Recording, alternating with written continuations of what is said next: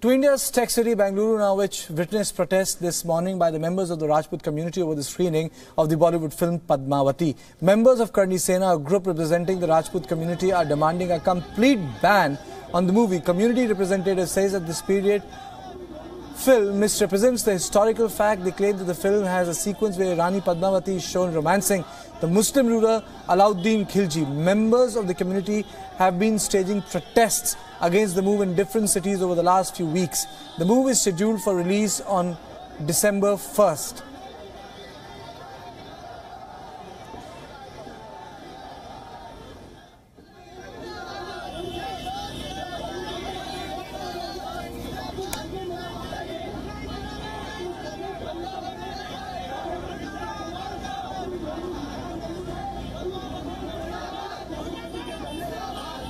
And I'm joined by Mohammed Saleh from Newsroom. Mohammed, so what's the basis of this controversy? Misrepresentation or no tolerance for creative imagination? You know, Kartikeya, the movie has not released so far. It will release on the 1st of December. No one has actually seen this movie, so we don't quite know what is in fact being depicted in the movie.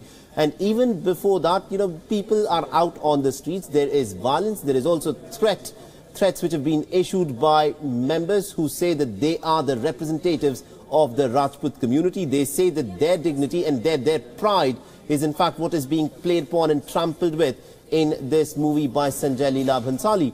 Now what we are witnessing today is a continuation of what we saw happen in Kota in Rajasthan yesterday. Remember, there were these vandals who went ahead and vandalized one of the theatres in Kota. And what we are seeing today in Bangalore is effectively a play out of a similar sentiment. Now, how much of this is politically motivated? How much of this is essentially because of intolerance, where we feel, look, there is something that is being shown about us, about our community, which we will decide that this is going to offend us. Now, if you look at what is happening, this is not the first time that a similar incident has happened. There have been instances in the past by different interest groups where they've come out and said, we feel offended by this piece of art and we will not let this be released. So this is not something new, but what we are seeing is a ratcheting up of these protests which are taking place leading up to the 1st of December, and we'll continue to see more of these protests. So what position the censor board and other authorities taken? Is there a green signal from them?